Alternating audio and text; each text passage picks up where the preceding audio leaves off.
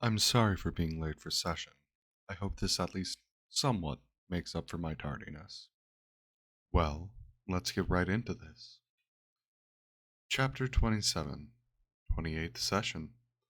When last met, the party had just got teleported from Vandam to Cersei and was now handing off the items they were teleported with to aid the locals. The city was still in disrepair. The assault Ragan performed what felt like a year ago, but was only just a few weeks ago, was still weighing heavy on the city. Despite that, the city was still hopeful. People were actively working to repair it. Hala was sending aid. A group called the Shepherds of Savine were also present, helping set things right.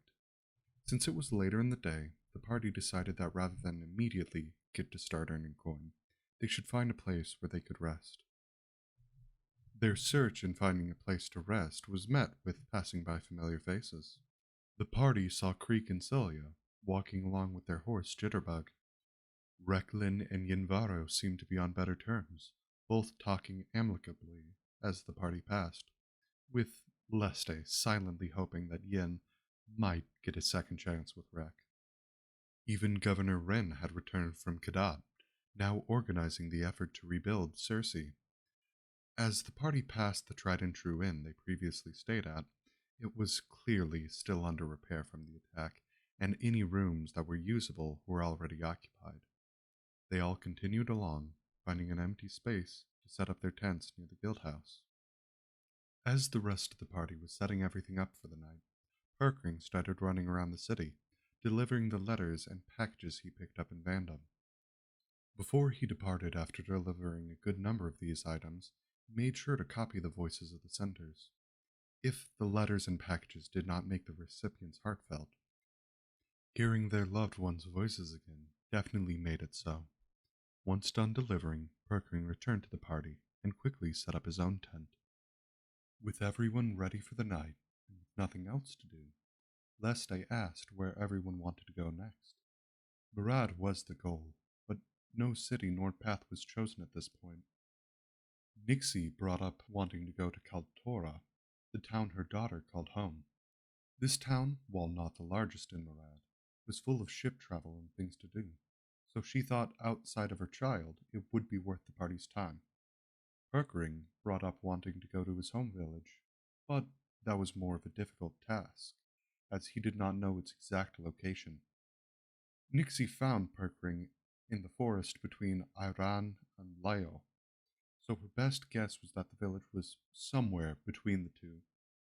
No one objected to visiting either, so the party agreed visiting both was worth their time. As for how to get there, both locations were on the west side of the country, but after the travel from Chaban to Vandam, everyone agreed the west coast was best avoided. Leste then voiced her interest in visiting the largest city in Murad, and it seemed like the Mirde Circle was the best choice. As to how to get there, the party agreed to travel from Cersei to Tali to visit Belmar.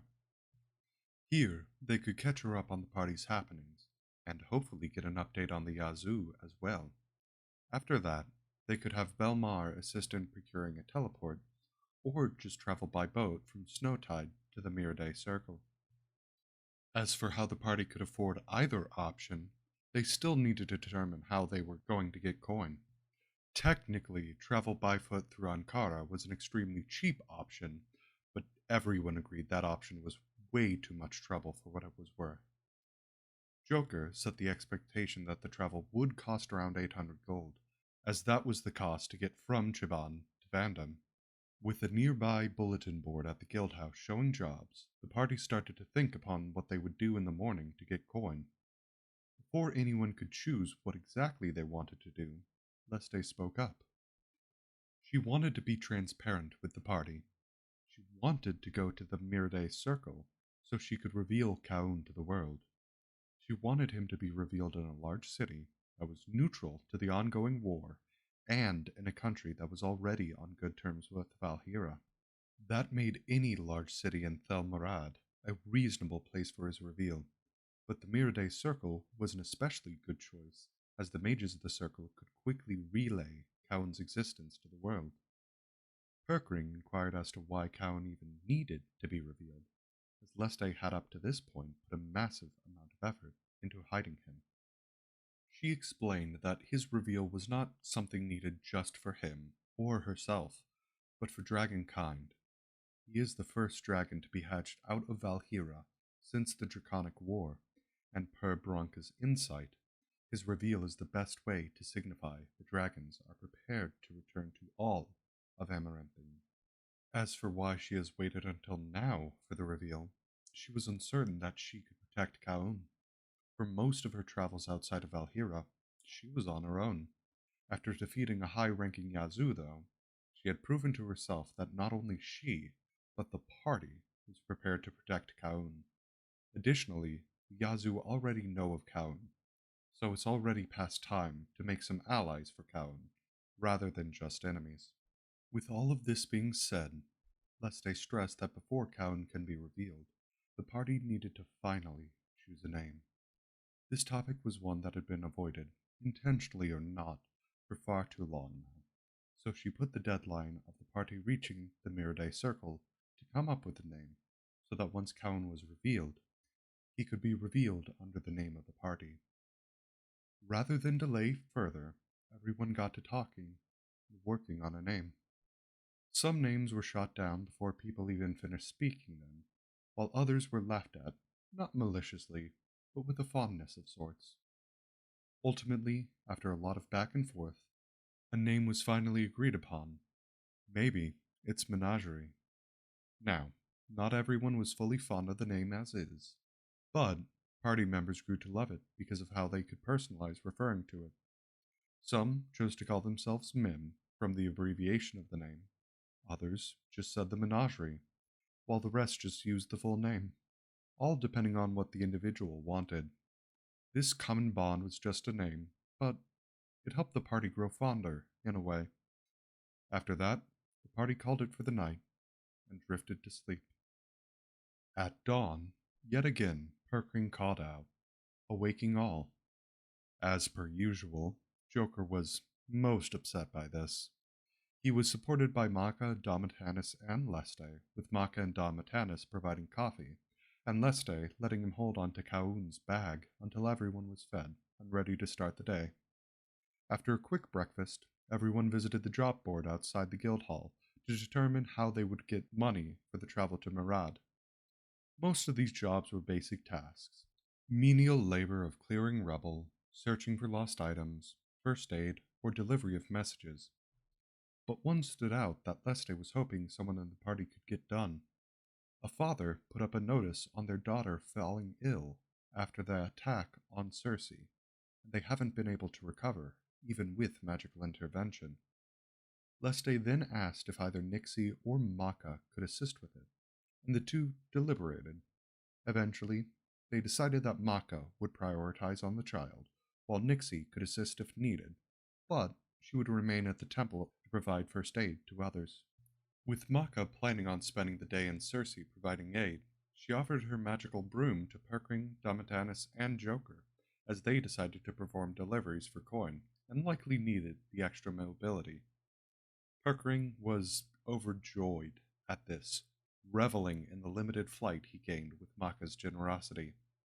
Leste decided her time was best spent in manual labor, so she went off to help move rubble, and Sonora decided to use her time to search the city for valuables. With this, everyone separated for their work. All these tasks were as mundane as advertised, with not much happening of note, except for Maka's assistance with Zira, the sick child. She visited the guild house asking for welfare, like the flyer said, and she was ushered to a side room by Welfare himself, Zira's father. He thanked her for just taking the time to investigate his daughter's illness, and showed her the way to the girl. Mako quickly noted that Zira had symptoms of a fever, headache, general soreness, and a bad rash, just like the other medics that came before her, to help aid already. What stood out to her, though, was the rash. She found it had identical patterns to that of someone encountering witherweed. A native to Cersei, or Tail even for that matter, likely would not recognize those patterns, as witherweed is not native to the country, being localized more in southern regions. Maka knew that if it was witherweed, she could with relative ease get some ingredients to cure it, so she thought it was worth a shot. She ran off to the nearest herbs and flower shop, quickly discovering that Creek and Cilia were running it and a daycare there. The three exchanged pleasantries, and the two were able to help Maka get the herbs she needed. She then quickly ran back to Zira and administered a cure. The medicine did not fix the issue immediately, but the girl finally started showing signs of improvement rather than stagnant symptoms. Regardless of how unlikely it was, Maka's guess seemed to be right, and Wilfarid was grateful his daughter was finally healing.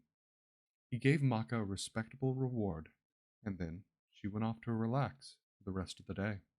Everyone else worked until they could not work any more, then returned to the small camp they set up. They all shortly discussed how much gold they each earned and agreed that they should work in Circe for one more week, just to make sure they had enough coin for the travels. After that, they went to get some much needed rest. With that, let us continue.